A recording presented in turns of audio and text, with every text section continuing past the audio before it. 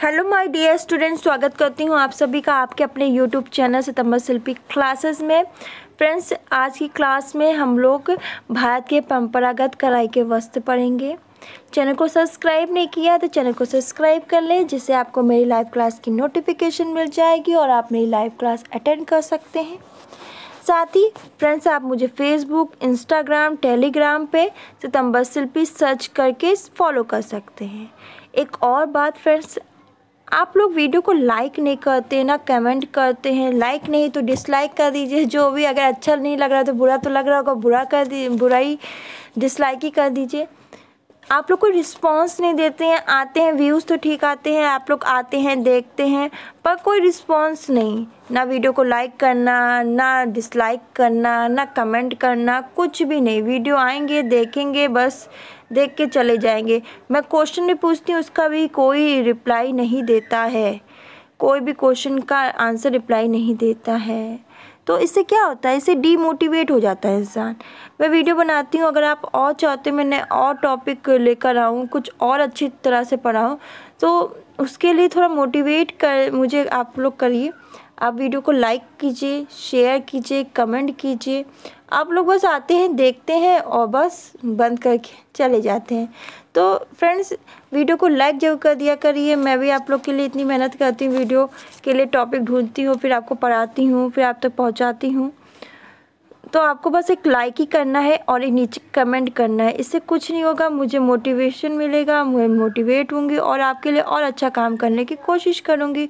और लगेगा कि हाँ, मेरी ऑडियंस है, मेरे स्टूडेंट है, उनको अच्छा लग रहा है, तो मैं कोशिश करूँगी और चीज़ें और बढ़िया ढंग से चीज़ें करूँ। तो फ्रेंड्स, चलिए शुरू करते हैं आज का टॉपिक। आज का टॉपिक है भारत के परंपरागत कढ़ाई के वस्त्र। इनको एक ढंग से पढ़ेंगे ना तो यहाँ से क्वेश्चन आपको मिल जाएंगे पेपर में। तो भारत की कढ़ाई कला विश्वविख्यात थी। वस्त्रों और परिधानों पर बहुमूल्य रत्नों जैसे हीरे, जवाहरात, सोने, पन्ने आदि को कढ़ाई कला द्वारा जड़ा जाता था। ऐसे वस्त्र अत्यंत सुंदर आकर्षण लगते थे। ऐसे कढ़ाई कार्य अधिकतर सिल्क के वस्त्रों पर किए जाते थे। नमूने के रूप में प्राकृतिक सौंदर्य का चित्रण, पशु पक्षी, नृत्य करती मानव आकृतियाँ, देवी देवताओं के चित्र, पौराणिक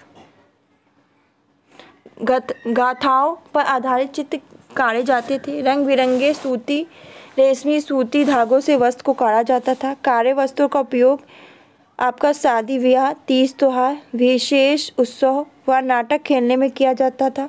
भारत की परंपरागत कढ़ाई के वस्त्र उस स्थान विशेष के नाम से जाने जाते थे जहां से इनकी उत्पत्ति होती है। भारत की कुछ प्रसिद्ध कढ़ाई कला देख लेते हैं। पंजाब की फुलकारी, तो यह पंजाबियों की एक महत्वपूर्ण परंपरागत कढ़ाई है। पंजाब की फुलकारी देश विदेश में प्रसिद्ध है। रोहतक, गुरुग्राम, करनाल, हिसार और दिल्ली फुलकारी के कार्य के लिए काफ़ी प्रसिद्ध है। फुलकारी को बाग भी कहा जाता है। बाग फुलकारी का ही विस्तृत रूप है। इसमें पूरे वस्त्र पर फुलकारी की जाती है। इससे संपूर्ण वस्त्र एक बाग की भांति प्रतीत होता है। एक बाग होता है ना, वैसे दिखता है। फुलकारी के प्रकार, तो फुलकारी कई प्रकार से की जाती है। कुछ अत्यंत लोकप्रिय और महत्वपूर्ण फुलकारी का संक्षिप्त वर्णन देख सकते हैं। चोप लाल रंग की चादर पर बना होता है। यह सुनहरे पीले रंग के रेशमी धागे से दोहरी टकाई के टाके से बनाए जाते हैं। सुभर, यह चोप की भांति लाल रंग के शॉल पर बना होता है। इसमें भी चोप की भांति नमूने बने होते हैं।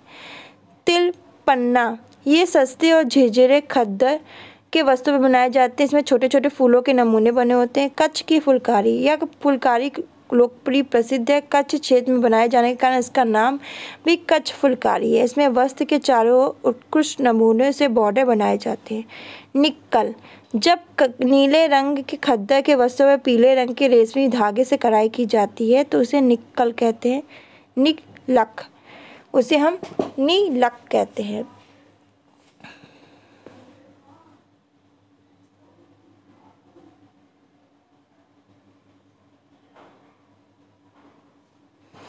शीशेदार फुलकारी, तो उसे हम नीलक कहते हैं। तो शीशेदार फुलकारी, तो इस फुलकारी में नमूने के बीचों बीच में शीशे या अभ्रक के टुकड़ों को कांच वाले टाके से लगाया जाता है। यह फुलकारी अधिकतर साटिन व रेशमी वस्त्रों पर की जाती है।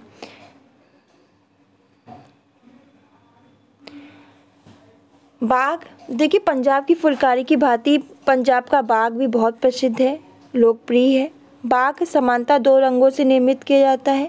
बाग के प्रमुख प्रकार हैं घूंघट बाग, वरीदा बाग, अवन बाग, रेशमी शीशा बाग, सतरंगा बाग, धूप छाव बाग, चांद रानी बाग, बेलन बाग, सूरजमुखी आदि।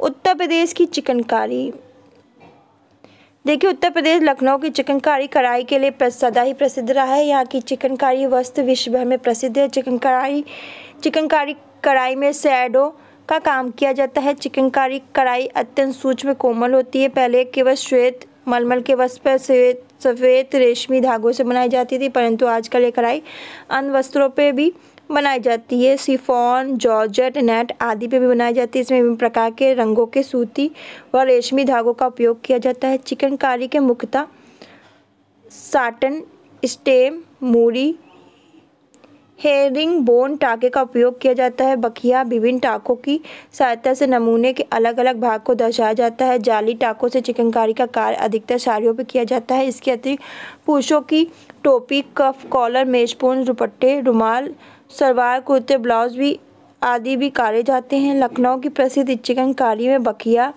मूरी, फंदा, जाली, टेपची, खटाऊ आदि टाँकों का प्रयोग किया जाता है।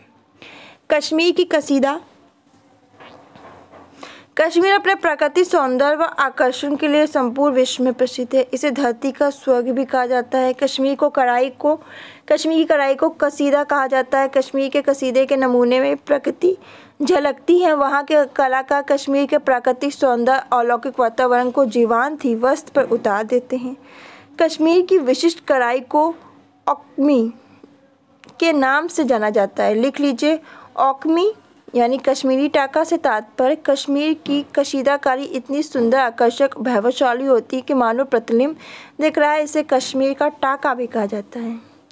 बंगाल का काथा बंगाल की पारंपरिक कढ़ाई कला है। काथा से तात्पर्य पेबंद लगा वस्त्र। काथा मुख्यतः बंगाल की स्त्रियों के द्वारा निर्मित किया जाता है। इसमें फटे पुराने वस्त्रों जैसे साड़ी, धोती, चादर, टेबल क्लॉथ, पेटीकोट इत्यादि को कई तहों में व्यवस्थित करके नया रूप दिया जाता है। ऐसे फटे पुराने वस्त्र अक्सर जिन्हें फेंक दिया जाता है, वहाँ की महिलाएं अत्यंत परिश्रम करके एक नया वस्त्र बनाती हैं, जिसे वे ओढ़ने, बिछाने, थैले बनाने, सजावट करने आदि के उपयोग में लाती हैं। यह उनके मितव्ययी होने का ज्वलंत उदाहरण है। काथा मुख्यतः 7 प्रकार के होते हैं, जिनमें प्रमुख लैप काथा और काथा, दुजनी, सुजनी, आशीलता, बेटन, कमाल इत्यादि हैं। हिमाचल प्रदेश की चंबा कढ़ाई, तो हिमाचल हिम प्लस अचल, सुंदर घाटियों, पहाड़ियों, हरे भरे जंगलों का प्रदेश। यहाँ की प्राकृतिक सुंदरता अनोखी और मनोहारी छटा बिखेरने वाली है। हिमाचल के चंबा घाटी क्षेत्र में की जाने वाली कढ़ाई को चंबा कढ़ाई कहते हैं। इसे पहाड़ी या कागरा कढ़ाई भी कहते हैं। हिमाचल की कढ़ाई के अंतर्गत निम्नलिखित प्रसंगों के प्रमुख रूप से नमूने बनाए जाते हैं। आपका रास मंडल, समुद्र मंथन, कलिया दमन, कुरुक्षेत्र युद्ध, अष्टनायिका, रुक्मणी हरण, मिजर मेला आदि हैं। कर्नाटक की कसूती कढ़ाई, कर्नाटक की कढ़ाई कसूती के नाम से जानी जाती है। यह इस कढ़ाई की लोकप्रियता केवल भारत में ही नहीं बल्कि अन्य देशों में की जाती है। कसूती 2 शब्दों से मिलकर बना है, का प्लस सूती। का अर्थ होता है हाथ और सूती का अर्थ होता है धागा। कसूती कढ़ाई में रंग बिरंगे सूती धागों से कढ़ाई की जाती है। कढ़ाई में सीधे, आड़े, तिरछे, टेढ़े मेढ़े टाँके लिए जाते हैं। कसूती कढ़ाई कला में मुख्यतः 4 टाँके प्रयोग में लिए जाते हैं। 4 टाँके हैं गावंथी, मुर्गी, नेगी, मेथी। मणिपुर की कढ़ाई, देखिए मणिपुर पहाड़ियों, घाटियों, झीलों से घिरा हुआ है। इसे जेम्स की भूमि कहा जाता है। मणिपुर के पर्वतीय क्षेत्र की कढ़ाई अत्यंत लोकप्रिय है, प्रचलित है। यहाँ की कढ़ाई कलात्मक होती है। इसमें कलाकार नमूने को जीवंत ही वस्त्र पर उतार देते हैं। मणिपुर की स्त्रियां कढ़ाई, बुनाई, सिलाई, नृत्य, संगीत में भी कुशल एवं निपुण होती हैं। मणिपुर की कढ़ाई में कुछ टाकों का प्रयोग किया जाता है। साटिन व कच्चा टाका मुख्य रूप से काम के लिए जाते हैं। वस्त्र को एप्लिक वर्क से अलंकृत किया जाता है। कुछ वस्त्र पर नमूने के अनुसार कांच व अभ्रक के छोटे छोटे टुकड़ों को कांच टाके से लगाया जाता है। शीशे का काम को अभला भारत कहा जाता है। Curtain, cushion cover, bed cover आदि में एप्लिक वर्क का काम किया जाता है। श्वेत मलमल के वस्त्र पर श्वेत मलमल के वस्त्र के उपयोग से टर्बन बनाया जाता है। यह देखने में अत्यंत सुंदर और वैभवशाली लगता है। राजस्थान की कढ़ाई। राजस्थान की कढ़ाई को 3 भागों में बांटा गया है। एक तो होती है फोक कढ़ाई।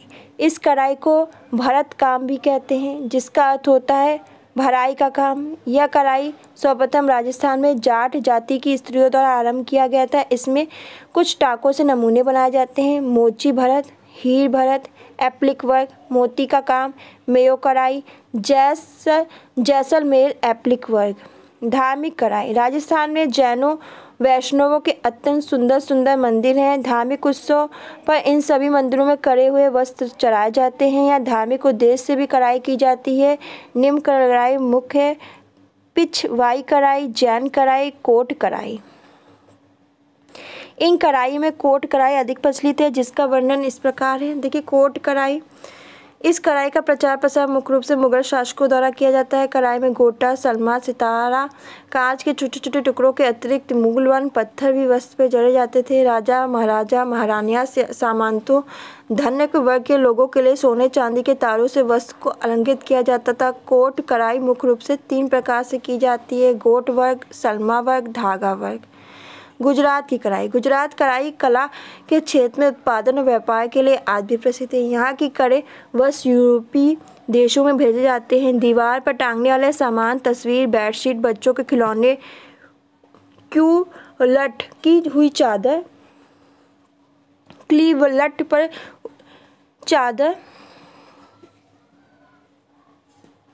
अत्यंत सुंदर नमूने से कड़े होते हैं। इन्हें शंख, मोती, बीड वर्क, बटन आदि से सजाया जाता है। गुजरात की कढ़ाई में सिंध की कढ़ाई, कच्छ की कढ़ाई, सौराष्ट्र की कढ़ाई आदि प्रमुख हैं। कच्छ की कढ़ाई में मुख्यतः मोची, रबारी, आहिर, कनबी आदि जाति इसका प्रतिनिधित्व करती हैं। तो फ्रेंड्स, ये थी कुछ भारत के परंपरागत वस्त्र की कढ़ाई। तो इसी के साथ ये क्लास फिनिश होती है। मिलते हैं नेक्स्ट क्लास में कुछ इम्पोर्टेंट टॉपिक के साथ। धन्यवाद।